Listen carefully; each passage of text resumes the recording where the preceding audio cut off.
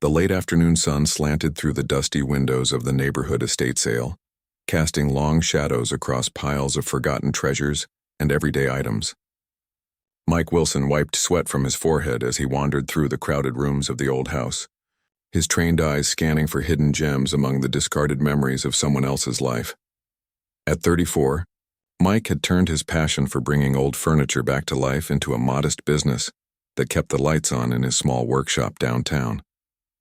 Times had been tough lately, with fewer customers willing to pay for quality restoration in an age of disposable furniture. But Mike remained stubborn in his craft, believing that pieces with history deserved a second chance. He almost missed it. Tucked away in the corner of the garage between stacks of gardening equipment and old paint cans, a couch, its fabric worn and faded to a color that might have once been burgundy, now looking more like dried mud. Most people would see only trash, something destined for the landfill. But Mike saw beyond the shabby exterior. "How much for the couch?" he asked the thin, gray-haired woman who had been following him at a distance, watching his every move with sharp, calculating eyes. The woman, who had introduced herself as Mrs. Thompson when Mike arrived, approached slowly, leaning on a cane that looked more decorative than necessary. "That old thing? It belonged to my brother. He passed last month." She paused, studying Mike's face. "You actually want it?" Mike ran his hands along the frame, feeling the solid construction beneath the worn upholstery. He flipped up one corner to examine the underside. Hardwood frame, 8-way hand-tied springs. This wasn't mass-produced furniture. It was craftsmanship from an era when things were built to last generations. "It's got good bones," he explained, excitement creeping into his voice despite his attempt to sound casual, probably from the 70s. "This level of quality would cost thousands new today if you could even find it." Mrs. Thompson tilted her head, the ghost of a smile playing at the corners of her thin lips. "My brother always did have expensive taste. Funny though, I don't remember him ever mentioning buying such a nice piece." "People often don't realize what they have," Mike replied, continuing his inspection. "The upholstery is shot, but that's just the skin. The heart of a good couch is the frame and springs." He stood up, dusting off his hands on his jeans. "So how much?" "I was going to call the junk haulers to take it away tomorrow," she said. "You'd be doing me a favor." "How about $50? Mike tried not to look too eager. A piece like this, once restored, could fetch upwards of $1,200 in his shop. Even with the cost of new fabric, foam, and his labor, it would be a healthy profit, something his bank account desperately needed. "I'll take it," he said, pulling out his wallet. "Need help moving anything else before I load it up?" The woman waved him off. "Just take it. The sooner this place is empty, the sooner I can sell the house and be done with all of this." She gestured vaguely at the piles of her brother's possessions. Mike handed over the cash and headed out to back his truck closer to the garage. As he walked, a strange feeling crawled up his spine, the sensation of being watched more intensely than before. When he glanced back, Mrs. Thompson was staring at him, or more precisely at the couch. Her face had changed somehow, her expression unreadable. "Everything okay?" he called. She startled slightly, then nodded. Fine, just memories, you know how it is." She turned away quickly, disappearing into the shadows of the house. Loading the couch by himself was a struggle.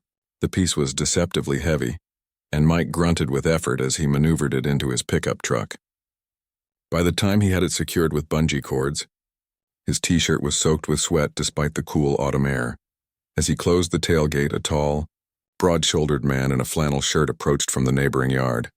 "Need a hand there, buddy?" the man asked, already moving to help. "Just finished, but thanks," Mike replied, catching his breath. "Got a good deal on this old couch." The neighbor glanced at the worn furniture in the truck bed, then toward the house. "From the Kingston place, huh?" He lowered his voice slightly. "Didn't know you were friends with the family?" "I'm not," Mike said. "Just stopping by the estate sale. Did you know them?" The man shrugged one shoulder. "Not really. Kingston kept to himself. Moved in about 5 years ago. Weird hours. Nice enough guy when you'd see him, but that wasn't often." He paused. His sister showed up right after he died. Never seen her before that. Mike nodded, only half listening as he double-checked the security of his load. The conversation felt oddly tense, loaded with something unspoken. "Well, good luck with it," the neighbor finally said, backing away. "Hope you find what you're looking for." The odd phrasing made Mike look up sharply, but the man was already walking back to his yard, hands thrust deep in his pockets. The drive back to his workshop took just under 40 minutes, the afternoon traffic mercifully light. Mike's mind wandered as he drove, already planning the restoration process. The couch would need to be completely stripped down. New foam, new batting, new fabric. But the frame, that beautiful solid hardwood frame, that was the treasure. His workshop occupied the ground floor of an old brick building downtown, with his small apartment directly above. It wasn't much, but it allowed him to work late into the night when inspiration struck or deadlines loomed. He backed the truck up to the loading door and began the awkward process of wrestling the heavy couch inside by himself. The workshop smelled of sawdust, fabric sizing, and furniture polish, scents that had become as familiar to Mike as his own skin. Various projects in different stages of completion cluttered the space. A dining chair awaiting new caning, a coffee table half stripped of its old finish, a rocking chair with fresh glue drying in its joints. Mike cleared a space in the center of the workshop and, with a final heave, positioned the couch there. He stood back, hands on his hips, catching his breath as he examined his new project in the proper light. What stories could you tell? He murmured to the silent piece of furniture. It was a habit he'd developed over years of working alone, talking to the pieces as if they could answer. Each one had history, had witnessed decades of human lives unfolding around them. Family gatherings, quiet evenings, arguments, reconciliations, first kisses, last goodbyes. Mike ran his hand along the back of the couch, feeling the worn fabric, noting the places where it had thinned from years of human contact. This wasn't just any mass-produced piece, this was something special. The lines, the proportions, the craftsmanship visible even beneath years of wear, it all pointed to a high-end manufacturer, possibly even custom work. His excitement growing, Mike began taking photos from various angles. Before and after pictures were good for business, both for his website and to show potential customers what was possible. As he circled the couch with his phone camera, something caught his eye. A small tear in the fabric near one of the back corners, partially hidden by the arm. Mike leaned in for a closer look. The tear wasn't from normal wear and tear, it was a clean cut, as if made deliberately with a sharp blade. His curiosity piqued. He gently probed the opening with his fingers. The interior felt normal, foam and batting as expected. But something about that intentional cut bothered him. "What were you hiding, Mr. Kingston?" he whispered, already reaching for his tool belt. The light outside the workshop windows gradually faded as evening approached. Mike lost track of time as he began the initial assessment, making notes about materials he would need to order and techniques he planned to use. The couch would need to be completely disassembled, fabric removed, foam replaced, springs checked and retied where necessary, frame cleaned and reinforced. It would be a labor of love, but the finished piece would be spectacular. Mike could already envision it reupholstered in a rich textured fabric, perhaps a deep navy blue or forest green, something timeless that would complement the vintage lines. As darkness fell completely outside, Mike finally stood up straight, stretching his back with a groan. Tomorrow would be soon enough to begin the actual work. He flipped off the main workshop lights, leaving just a small lamp burning on his workbench, casting long shadows across the room. As he headed toward the stairs leading up to his apartment, he paused, looking back at the silhouette of the couch. For a moment, just the briefest flash, he had the strangest sensation that he wasn't alone in the workshop. Getting jumpy in your old age, he chuckled to himself, shaking off the feeling. Upstairs, he showered away the dust and grime of the day, then collapsed onto his bed, mind still racing with plans for the couch. Sleep came quickly and he dreamed of wood and fabric and springs, and oddly, of Mrs. Thompson's calculating. Eyes watching him from shadows, he couldn't have known then that the couch sitting below in his darkened workshop held secrets far beyond its craftsmanship. Secrets that would change the course of his life, forever. Morning light filtered through the dusty workshop windows as Mike yawned and stretched, coffee mug in hand. He'd woken early, mind already racing with plans for the couch restoration. Something about this piece had captured his imagination in a way other projects hadn't lately. "Let's see what we're really working with," he murmured, setting down his coffee and grabbing his tool belt. The first step in any upholstery restoration was always the same: strip it down to the bones. Mike started by flipping the couch onto its back, exposing the underside. The black dust cover fabric was torn in places, revealing glimpses of the spring system underneath. He grabbed his staple remover and began the meticulous process of pulling out the hundreds of tiny staples, holding the dust cover in place. As he worked, Mike's phone buzzed with a text from his sister Liz. "Any new treasures lately?" she asked. Mike smiled and snapped a quick photo of the couch. "Working on this beauty today. Good bones, awful fabric." Her reply came quickly. "Looks like something from Grandma's house? Worth anything? Could bring $1,200, $1,500 restored. Got it for $50, nice. Dinner Sunday still on?" Mike confirmed their weekly tradition before turning his attention back to the couch. With the last staple removed, he carefully peeled away the dust cover, revealing the complex network of springs and support webbing beneath. Despite the couch's age, the 8-way hand-tied spring system was still in remarkable condition. "They really don't make them like this anymore," he said appreciatively, running his fingers along the jute webbing. Something caught his eye. A small section near the back corner where the webbing seemed different, newer. The color was slightly off from the rest, and the pattern of the weave didn't quite match. It looked like someone had cut out a section and replaced it. "That's odd," Mike muttered, leaning in for a closer look. He pressed against the section with his fingertips. It felt firmer than the surrounding areas, almost as if something solid was behind it. Curiosity piqued. Mike grabbed a small utility knife from his tool belt and carefully sliced along the edge of the patched section. The webbing came away easily, revealing a hidden compartment that had been created between the springs and the bottom of the couch. And inside that compartment, "What the hell?" Mike whispered, his heart suddenly pounding. A plastic bag, vacuum-sealed and about the size of a thick hardcover book, was wedged into the space. Mike carefully extracted it, surprised by its weight.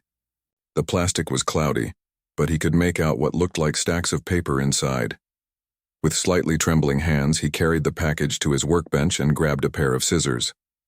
He hesitated just a moment before cutting a small slit in the plastic. As he opened the package, the smell hit him first, the musty, distinctive odor of old paper currency. Mike's eyes widened as he pulled out the contents. Bundles of cash, lots of it. Each stack was held together with a faded rubber band, mostly $100 bills with some 50s mixed in. "Holy." Mike couldn't finish the sentence.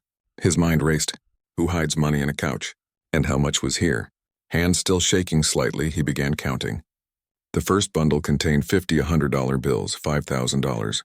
The second was the same. By the time he'd counted 5 bundles, his breath was coming in short gasps. But the money wasn't all.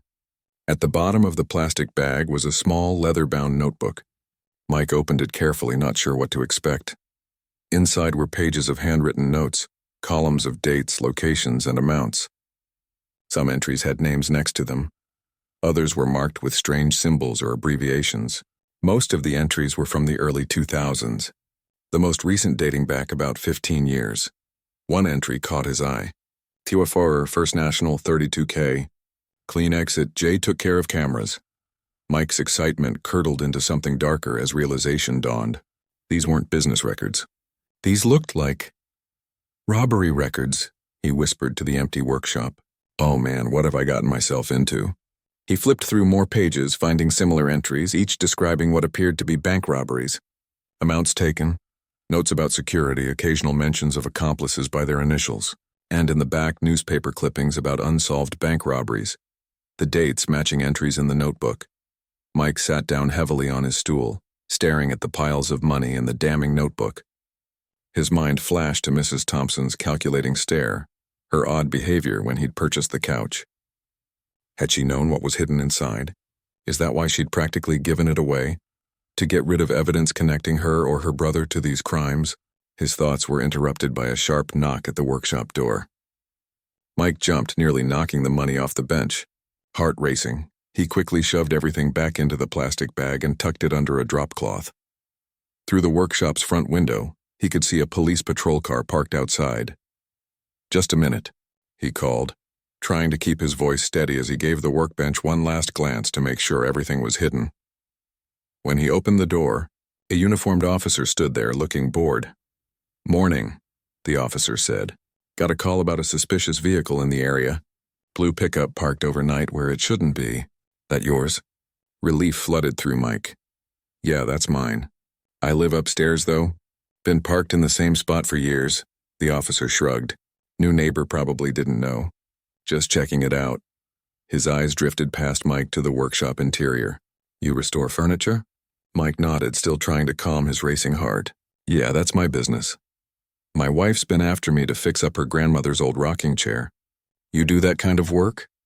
The normalcy of the conversation felt surreal, given what was hidden under the drop cloth just feet away. Sure, bring it by any time for an estimate. After the officer left, Mike locked the door and sagged against it, exhaling slowly. The close call had forced him to confront a decision he'd been avoiding since opening that package. What was he going to do with what he'd found? He returned to the workbench and pulled out the bag again, staring at its contents. There had to be at least $100,000 here, maybe more. Money that had clearly been stolen. Money that people might be looking for even after all these years. Mike paced the length of his workshop, mind racing. He could keep it. No one would know. The money was old enough that the bills wouldn't be traceable. It would solve so many problems. The back rent on his workshop, the loan on his truck, maybe even enough to expand his business like he'd always dreamed. But the notebook complicated things. Those weren't just records of theft. They were evidence of crimes that might have hurt people. What if someone had been injured or killed during those robberies? Mike picked up his phone, then set it down again. Who would he even call? The police? The FBI? And what would happen then? Would he be implicated somehow? Would they believe he'd just found it? He thought of Mrs. Thompson again, her strange behavior making more sense now. Had she known exactly what she was selling him? Was she cleaning house, getting rid of evidence? Mike's sister Liz would know what to do. She worked as a paralegal at a law firm downtown. She'd understand the legal implications better than he did. He picked up his phone again and dialed her number. It went to voicemail. Right. She'd be in court today. Phone turned off. Hey, Liz, he said after the beep, trying to keep his voice casual. Something's come up with that couch I told you about. Nothing urgent, but I could use your advice. Call me when you can. Hanging up, Mike knew he couldn't just sit around waiting. He needed to know more about the couch's previous owner, this Kingston guy. Opening his laptop, he typed the address of the estate sale into a search engine, adding the name Kingston. The results were sparse but illuminating. Richard Kingston, age 62, had died of an apparent heart attack 3 weeks earlier. Before that, he'd lived a seemingly quiet life, working as an accountant until his retirement 5 years ago. No surviving spouse, just the sister who had handled the estate sale. Nothing in the brief obituary suggested a secret life as a bank robber. But then again, would it? Further searches for news about bank robberies in the early 2000s brought up several articles. A series of skillfully executed heists had puzzled authorities for years. The robberies had stopped suddenly around 2006 with no arrests ever made. The total stolen was estimated at over $400,000. Mike looked back at the money on his workbench. If this was only a portion of those stolen funds, where was the rest? And why had Kingston stopped? Had he almost been caught? Or had he simply stolen enough to retire comfortably? As the afternoon light began to fade, Mike carefully repacked everything exactly as he'd found it and secured it in his small workshop safe. He couldn't make this decision alone, and he couldn't rush it. That night, sleep eluded him. Every creak of the old building made him start, imagining someone breaking in to reclaim the hidden treasure. Every passing siren made him wonder if somehow, someone knew what he'd discovered. By morning, Mike had made up his mind. He couldn't keep this secret to himself any longer. As soon as Liz called back, he would tell her everything, and then most likely they would call the police. Mike jolted awake at the sound of his phone ringing. He'd fallen asleep at his workbench, head resting on his arms beside the disassembled couch. Sunlight streamed through the windows, indicating he'd slept through the night in his workshop. Hello? He answered groggily, not checking the caller ID. You sound terrible, his sister Liz said. Got your message yesterday. What's so urgent about a couch? Mike sat up straight, suddenly wide awake. Can you come over now? It's complicated, a pause on the other end. You're scaring me a little, Mike. Are you okay? I'm fine, just I need your advice, and I'd rather not talk about it over the phone. Another pause. I have a meeting at 9, but I can stop by for 20 minutes on my way to the office. That work? Perfect. And Liz? Don't tell anyone where you're going. He could practically hear her eyebrows raising. Now I'm really worried. See you in 30. Mike hung up and ran his hands through his hair, trying to organize his thoughts. He needed to be clear and concise when explaining this to Liz. She was practical, level-headed, sometimes frustratingly so. But right now he needed that.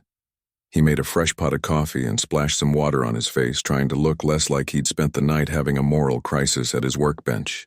By the time Liz's sensible sedan pulled up outside, he'd retrieved the money and notebook from the safe and laid them out on his small kitchenette table upstairs. "This better be good," Liz said as she walked in, briefcase in one hand, coffee in the other. "I had to—" She stopped mid-sentence when she saw what was on the table. "Mike, what did you do?" "Nothing," he said quickly, holding up his hands. "I found it. In the couch. The one I texted you about yesterday." She set down her coffee and briefcase, approaching the table cautiously, as if the money might bite. "You found what looks like at least 100 grand. In a couch you bought at an estate sale?" 125,000, Mike corrected. "I counted it last night. And this." He handed her the notebook. Liz flipped through it, her expression growing more serious with each page. "Bank robberies," she said quietly. "Dating back 20 years? She looked up sharply. "Mike, this is evidence of serious crimes." "I know," he said, dropping into a chair. "That's why I called you." "What do I do?" Liz closed the notebook and sat down across from him. "Legally, you have to turn it in. All of it. The money in the notebook." Mike had known she'd say that. It was the right thing to do, the obvious thing. So why did part of him still resist? "No one would know," he said quietly, not meeting her eyes. "The guy who owned the couch is dead. His sister practically gave it away. The robberies were decades ago. Mike." His sister's voice was gentle but firm. "Look at me." When he did, she continued. "This isn't just about the law. Think about it. These robberies, people could have been hurt. There might be victims who never got closure. And keeping this money?" She gestured to the stacks. "That's not you. You've built your business on honesty. On taking broken things and making them right again." Her words hit home in a way that his own internal debate hadn't. Mike had always prided himself on his integrity. How many times had he returned valuable items he'd found hidden in furniture? Old photos, forgotten jewelry, even a rare coin collection once. This was no different, just larger in scale. "You're right," he said finally. "I know you're right. I just, for a minute there, dreamed about what you could do with it." Liz finished for him. "That's human. But this money, it was never meant for you. And it comes with baggage you don't want." Mike nodded slowly. "So I just, what, walk into a police station with a duffel bag full of cash?" Liz checked her watch and stood up. "I have to get to my meeting. But I'll make a call first. I know someone in the white-collar crime division. Let me set up a meeting where you can explain what happened. Don't touch anything else in that couch until then."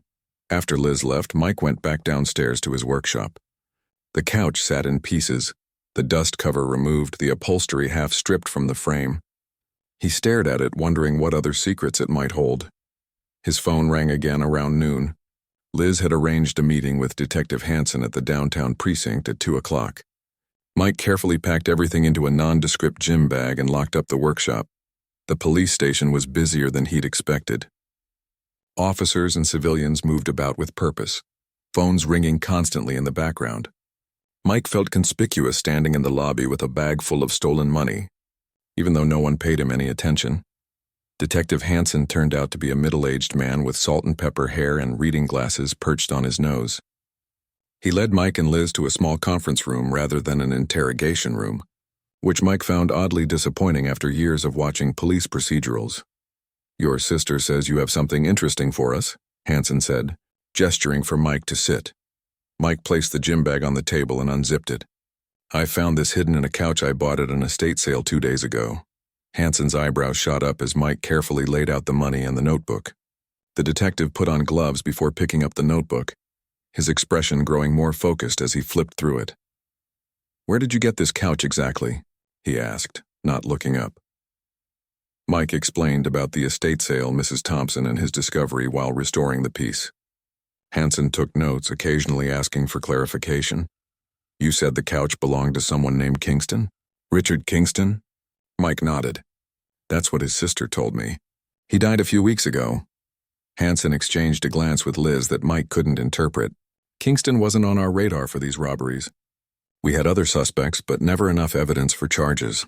He tapped the notebook. This changes things. Am I in any trouble? Mike asked. Hansen shook his head. You found evidence and brought it in. That's what we ask citizens to do. He studied Mike for a moment.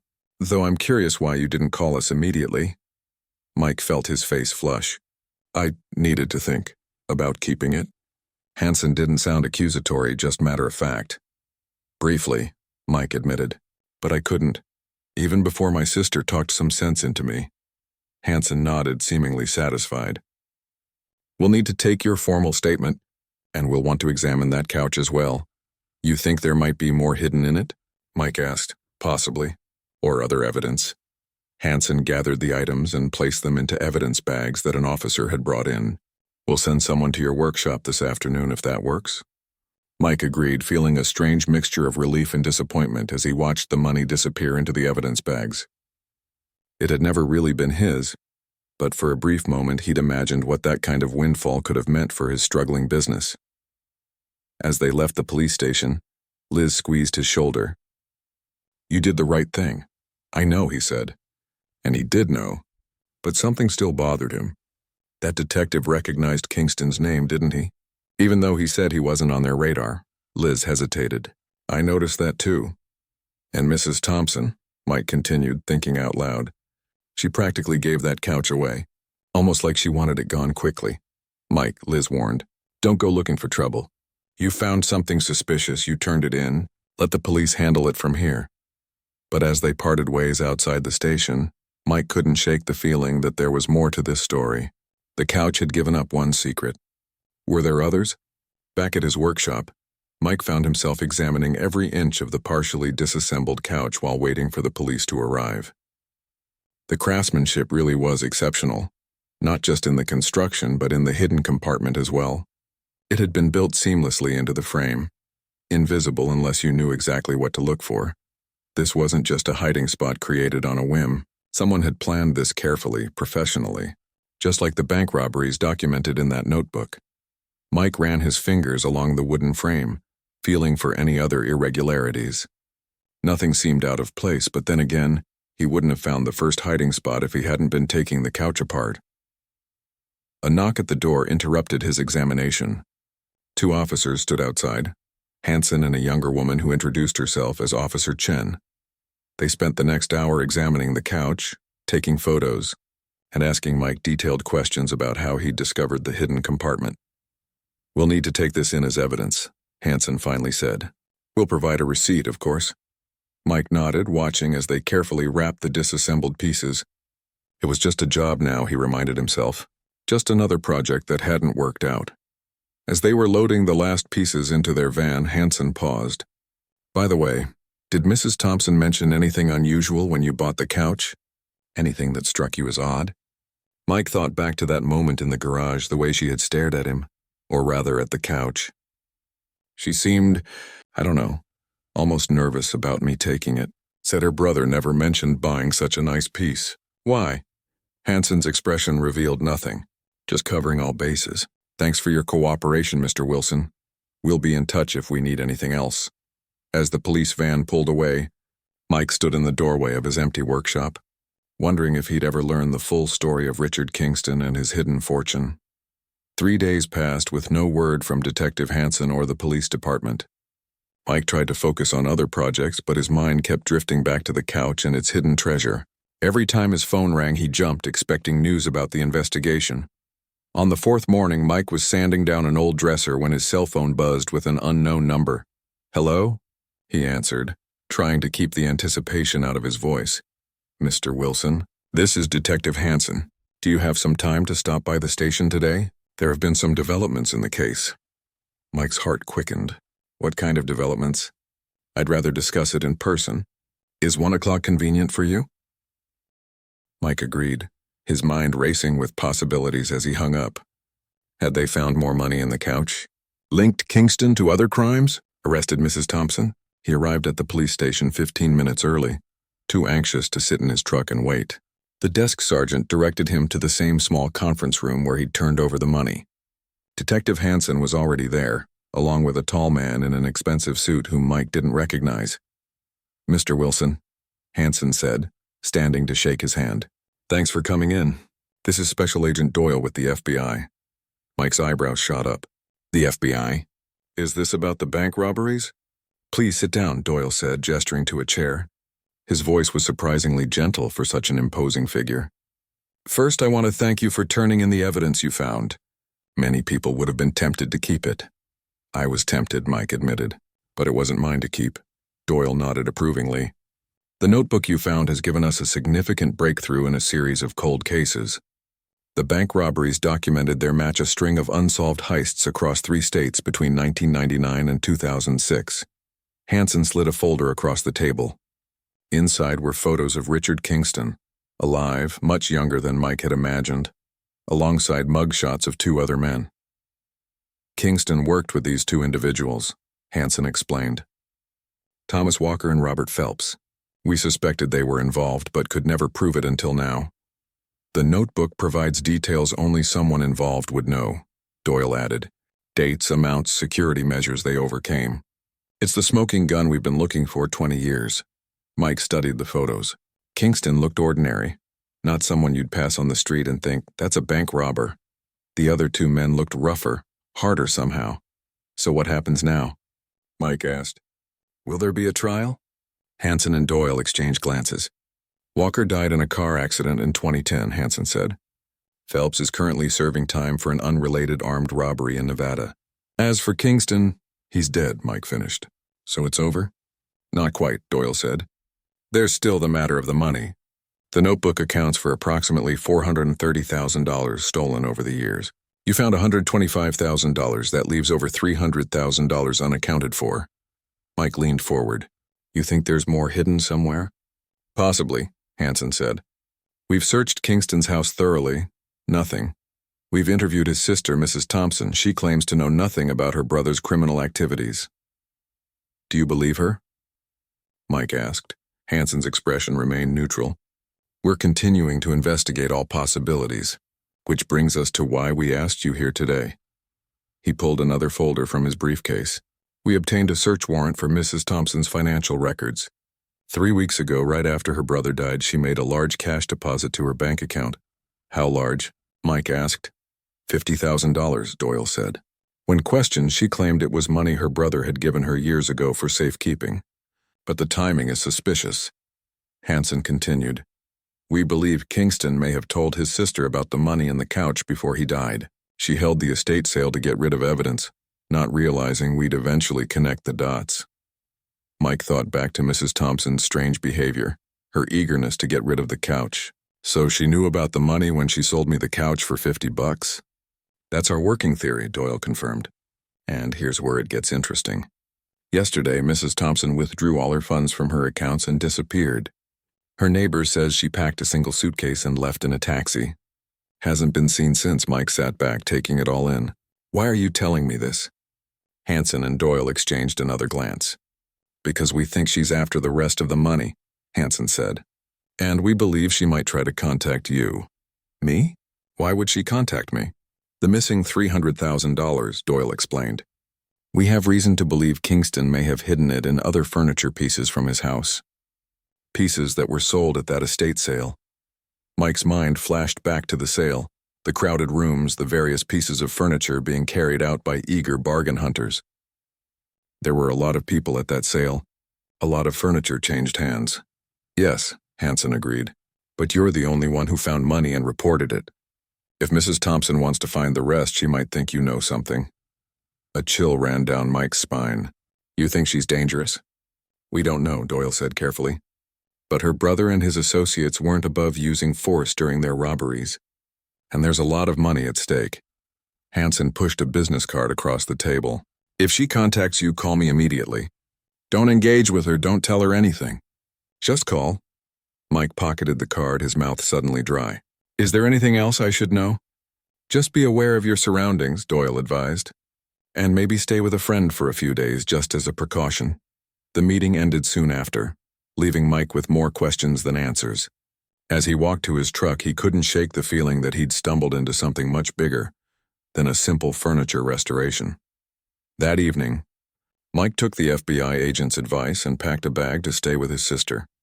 Liz was concerned but practical as always, setting him up in her spare bedroom and making sure the doors and windows were locked.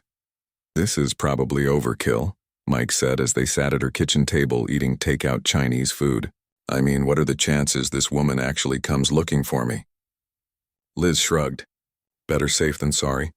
Besides, it's only for a few days until they find her."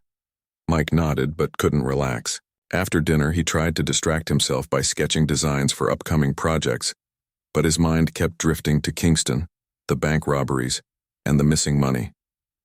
If it wasn't in Kingston's house and it wasn't in the couch, where was it? His phone buzzed with a text from an unknown number. "You found the money in the couch. I know where the rest is. Meet me." Mike's heart hammered in his chest as he showed the message to Liz. "Call Hanson," she said immediately. "Right now." Mike did, reading the text message to the detective. "Don't respond," Hanson instructed. "We'll trace the number. Stay where you are and we'll send a patrol car to keep an eye on your sister's place." 20 minutes later, another text came through. "I know you called the police. I'm not the bad guy here. Kingston stole from me too. I just want what's mine. Last chance." Mike stared at his phone, tempted to reply despite Hanson's warning. What if this person really did know where the rest of the money was hidden? "Don't even think about it," Liz said, reading his expression. "Let the police handle this." A patrol car arrived shortly after, parking discreetly across the street. The officer came to the door to check in, assuring them they'd be watched through the night.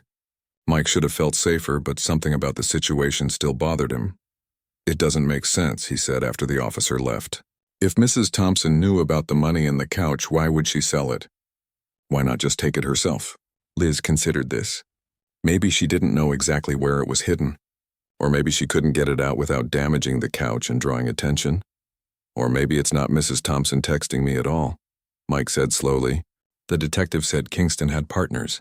What if one of them is still out there? The thought hung in the air between them, unsettling in its implications. Mike checked that the doors were locked again before they both turned in for the night. Sleep didn't come easily. Every sound, the hum of the refrigerator, the creak of the house settling, the occasional passing car, made Mike tense. When he finally drifted off, his dreams were filled with hidden compartments and strangers watching from shadows. The sound of breaking glass jolted him awake. Mike sat up in bed, heart pounding. Had he dreamed it? No, there it was again, the unmistakable sound of someone moving through the house. "Liz," he whispered, grabbing his phone and slipping out of bed. The hallway was dark, but he could see light from a flashlight moving in the living room. He dialed 911 with shaking fingers, whispering their location and situation to the dispatcher. "There's a police car outside," he added. "They should be able to respond immediately." "Stay hidden and stay on the line," the dispatcher instructed. Mike crept to Liz's bedroom door, easing it open. "Liz," he whispered urgently, "wake up. Someone's in the house." His sister sat up immediately, fully alert. "Police?" I called. "They're coming." He motioned for her to stay put and peered down the hallway again. The beam of light was moving methodically through the living room, pausing at bookshelves and cabinets. Whoever it was seemed to be searching for something. Suddenly, they heard sirens in the distance. The light in the living room went out, followed by the sound of hurried footsteps and the front door opening and closing. Mike and Liz waited, hearts racing until they heard police officers announcing their presence at the front door. Only then did they emerge from their hiding places. "They're gone," the first officer confirmed after searching the house. "Broke in through the back window. Any idea what they were after?" Mike and Liz exchanged glances. "I think I do," Mike said grimly. Dawn broke over Liz's neighborhood as police officers finished processing the break-in scene. Mike sat at the kitchen table, clutching a mug of coffee that had long gone cold, replaying the night's events in his mind. Detective Hanson had arrived shortly after the patrol officers, his face grim as he examined the forced entry point. "They didn't take anything?" Hanson asked, looking between Mike and Liz. "Nothing that we can see," Liz replied. "They were searching for something specific. Or someone," Mike added quietly. Hanson nodded. his expression troubled. The timing of this isn't coincidental, not after those text messages. He turned to Mike. I think you should consider protective custody until we locate Mrs. Thompson. Mike set his mug down. You think she was the one who broke in? We can't be sure, Hansen admitted. But someone seems to believe you know more about the missing money than you're telling us. Mike ran a hand through his hair in frustration. But I don't. I found the money in the couch, I turned it in. That's it. What about the other furniture at the estate sale? Liz asked, looking between her brother and the detective. Mike mentioned there were other pieces being sold. What if the rest of the money is hidden in something else? Hansen considered this. It's possible. We've been trying to track down other buyers from the estate sale, but most paid cash and didn't leave contact information. There was one other thing, Mike said slowly, a memory surfacing. The neighbor. When I was loading the couch, a neighbor came over. He seemed, I don't know, like he was fishing for information, asked if I knew the Kingston family. Hansen's interest visibly sharpened. Can you describe this neighbor? Mike closed his eyes, trying to recall details. Tall guy, broad shoulders, flannel shirt, probably in his 50s. Said Kingston kept to himself, had weird hours. Hansen pulled out his phone and pulled up a photo, showing it to Mike. This man? Mike's eyes widened as he recognized the face. It was one of the men from the photos Hansen had shown him, one of Kingston's old partners. That's him. That's the neighbor. You said his name was Robert Phelps, Hansen finished. Supposedly still in prison in Nevada. Liz looked alarmed. Supposedly? Hansen's jaw tightened. I just got word yesterday. Phelps was released on parole 3 months ago. He dropped off his parole officer's radar 2 weeks ago, right around the time Kingston died. Mike felt the blood drain from his face. So it wasn't Mrs. Thompson texting me or breaking in. It was Phelps. That would be my guess, Hansen agreed. And if I'm right, he's far more dangerous than the sister. Phelps was the muscle in their operation. He's got convictions for assault, armed robbery. I get the picture, Mike interrupted, not wanting to hear more. Hansen stood up. Pack a bag. I'm taking you both to a safe house until we can locate Phelps. What about my workshop? Mike protested. My business? Your life is more important than your business, Liz said firmly. We're going. 30 minutes later, they were in the back of Hansen's unmarked police car heading out of the city. Mike stared out the window, watching familiar landmarks give way to suburbs and then rural countryside. Everything had happened so fast, from finding a bargain couch to being driven to a safe house with an ex-convict potentially hunting him. I'm sorry I dragged you into this, he said. Quietly to Liz, she squeezed his hand. You didn't drag me into anything. You did the right thing turning in that money. None of what followed is your fault. Hansen's phone rang and he answered it through the car's speaker system. Hansen here. Detective, it's Officer Chen. We just got a report of a break-in at Wilson's workshop. Place was ransacked. Mike sat forward, his heart sinking. My workshop? Is everything extensive damage, Chen continued. Looks like someone was searching for something. Tore apart every piece of furniture, broke into cabinets, the works. Hansen glanced in the rearview mirror at Mike. Any sign of the suspect? No, but we found something interesting. There's another unit upstairs, Wilson's apartment. Yes, Mike confirmed. What about it? Someone broke in there too, but they left something behind. A calling card of sorts. Message carved into your kitchen table. Give me what's mine or you're next. Mike felt sick. His home, his business, his entire life was being torn apart over money that wasn't even his. Money he'd turned into the police doing the right thing. Hansen accelerated slightly. Keep the scene secure. We'll be in touch. He ended the call and glanced back at Mike. We'll catch him. Phelps isn't exactly subtle. The safe house turned out to be a small cabin about an hour outside the city, tucked away in the woods with a gravel driveway and a small front porch. 2 officers were already there when they arrived, setting up security and communication equipment. It's not the Ritz, Hansen said as they entered the simple 2-bedroom structure, but it's off the grid and secure. There will be officers on site 24/7. Mike nodded numbly, still processing the destruction of his workshop and apartment. Everything he'd built over years, possibly ruined in a matter of hours by a man he'd never even met. The next 2 days passed slowly. Mike and Liz played cards, watched old DVDs on the cabin's small television, and tried not to think about the situation that had brought them there. Hansen checked in regularly by phone, but there was no sign of Phelps. On the third morning, Mike was sitting on the front porch, watching the sun filter through the trees, when a thought struck him. Something about the couch, something he'd noticed but hadn't given much thought to at the time. He went back inside, finding Hansen on a call with the station. "Detective," Mike interrupted when Hansen finished his call. "The couch, did your team ever finish taking it apart?" Hansen looked surprised by the question. "They examined it thoroughly. Why?" "There was something odd about it," Mike said, struggling to articulate the feeling. "The craftsmanship was exceptional, but there were inconsistencies. The hidden compartment, it was well made, but it didn't match the original construction, like it was added later." "What are you saying?" Hansen asked. "I'm saying maybe the couch wasn't the only piece of furniture Kingston modified. Maybe he had a whole collection, and maybe—" Mike hesitated, the idea taking shape. "Maybe they weren't all at his house during the estate sale." Liz joined them, catching the end of the conversation.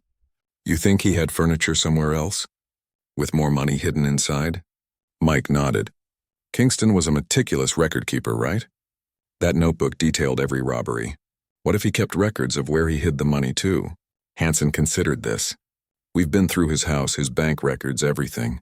No indication of a storage unit or second property." "What about tax records?" Liz suggested. "Property tax rental agreements? If he owned or rented another space, there would be a paper trail." Hansen immediately got on the phone with his team at the station. Within an hour, they had an answer. Kingston was paying property taxes on a small workshop space in an industrial area across town, Hansen reported, under a business name, Kingston Restorations. Mike's eyebrows shot up. "Furniture restoration? That can't be a coincidence." "No," Hansen agreed. "It can't. I'm sending a team there now." 4 hours later, Hansen's phone rang. The news was exactly what they'd suspected. Kingston's workshop contained a dozen pieces of furniture in various stages of restoration, each with hidden compartments and several containing cash. "Looks like our theory was right," Hansen told them. Kingston was hiding the money and furniture he restored himself. The team found another $180,000 so far, and they're still looking. "And Phelps?" Mike asked. "No sign of him at the workshop, but we've got it under surveillance. If he knows about it, he'll show up eventually." Liz looked relieved. "So is it over? Can we go home?" "Not quite yet," Hansen cautioned. "We still need to find Phelps, but this is progress." That night, Mike found it hard to sleep. The revelation about Kingston's workshop explained so much. Why the hidden compartment in the couch had been so well crafted. Why Kingston had skills in furniture making that his sister hadn't known about. It had been his cover all along, perhaps even a legitimate side business. Mike was just drifting off when a noise outside jolted him awake, the sound of gravel crunching under tires. A car pulling up to the cabin. He got up cautiously and peered through the blinds. A police cruiser had arrived, and an officer was talking to one of their security detail. Probably just a shift change, Mike thought, about to turn away when something caught his eye. The new officer's uniform didn't quite fit right across the shoulders. And his stance, there was something familiar about it. The broad shoulders, the way he carried himself. Mike's blood ran cold as recognition dawned. He rushed to Liz's room, shaking her awake. "We need to get Hansen," he whispered urgently.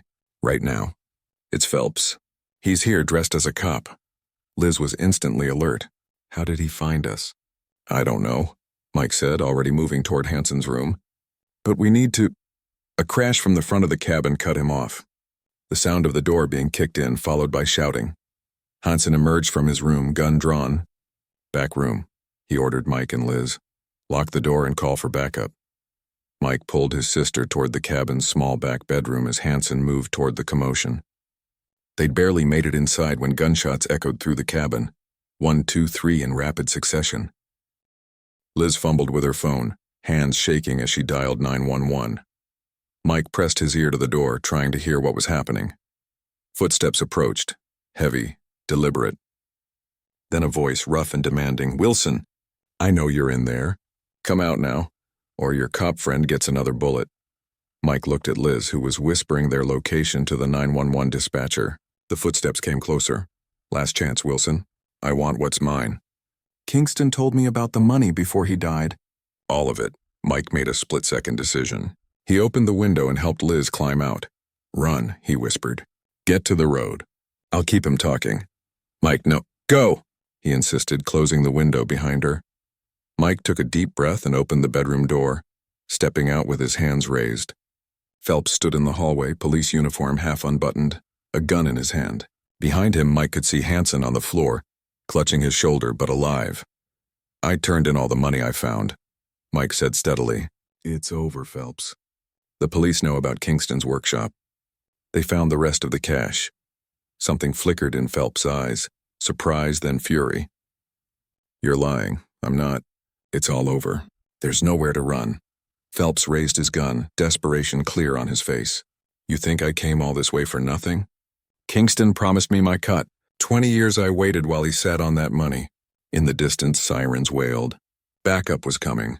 Phelps heard it too, his head turning slightly toward the sound. It was the distraction Hansen needed. Despite his injury, the detective lunged, tackling Phelps to the ground. The gun skittered across the floor as the two men struggled. Mike didn't hesitate. He grabbed the weapon and backed away, keeping it trained on Phelps until the sound of sirens grew louder and police cars flooded the driveway. Within minutes, the cabin was swarming with officers. Phelps was handcuffed and led away, glaring at Mike with undisguised hatred. Paramedics tended to Hansen's wound, which thankfully wasn't life-threatening. "You did good," Hansen told Mike as they loaded him into an ambulance. "Real good." 1 month later, Mike stood in his newly repaired workshop, running his hand along the frame of a vintage rocking chair he was restoring. The insurance had covered most of the damage from Phelps's break-in, and his business was slowly getting back to normal. The bell above the door jingled, and Liz walked in, carrying coffee and pastries. "How's it coming along?" she asked, nodding toward the rocking chair. "Almost finished," Mike replied with a smile. "No hidden compartments in this one, I checked." Liz laughed. "I should hope not. I don't think I could handle another adventure like our last one." Mike accepted the coffee gratefully. "Hansen called yesterday.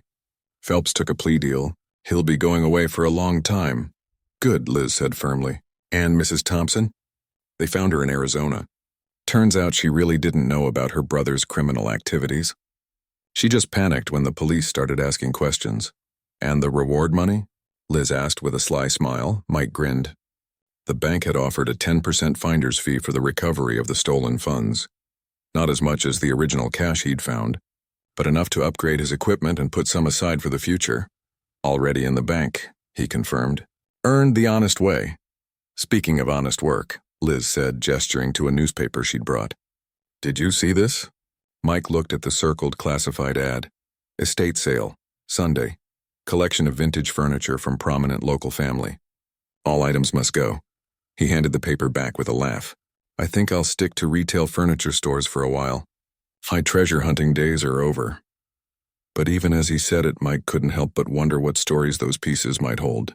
Not hidden money, perhaps, but history, craftsmanship, the things that had drawn him to furniture restoration in the first place. Some treasures, he'd learned, were best appreciated for what they appeared to be, not for what might be hidden inside.